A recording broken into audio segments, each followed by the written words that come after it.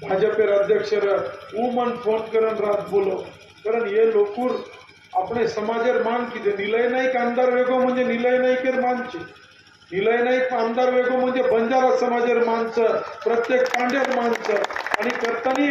ही परतफेड करे सर्व आज पूर्ण दानवे साहेबांना निवडून दो करण विनंती करे सर्व तुम्हाला तांडे माहिती पण निश्चितपणे अभिमानचं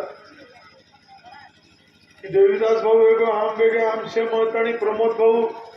आज प्रवक्ता वेगो बंजारा समाजेर एक आपण कार्यकर्ता जे नेहमी झटू करतो तो आज वो येरबाद आपण टीव्ही धक्का जवळ अनेकदा पण मग प्रमोद भाऊ तुलाही माझी विनंती राहील की जे काही करायचं आहे सामान्य माणसाचं अश्रू पुसण्याचं काम आपण सर्वांनी केलं पाहिजे जात जात धर्म पंथ हे सगळं बाजूला ठेवलं पाहिजे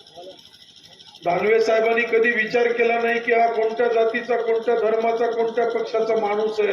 हा माणूस आहे त्या माणसाचं आपण काम केलं पाहिजे हा गरीब आहे ह्याचं अश्रू आपण पुसलं पाहिजे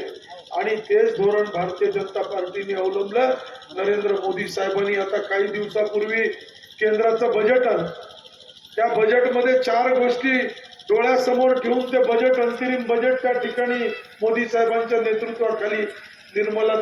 सीतारामनजींनी त्या ठिकाणी आपल्याला दिलं देशाला त्याच्यामध्ये 4 घटक महत्त्वाचे होते 1 नंबर भारताचा शेतकरी 2 नंबर भारताचा युवा वर्ग 3 आमची महिला भगिनी आहे आणि 4 आमच्या भारतामध्ये राहणारा सामान्य माणूस आहे हे डोळ्यासमोर ठेवून मोदी साहेबांनी देश वाढवण्याचा कार्यक्रम घेतला मोदी साहेबांनी कधी विचार केला नाही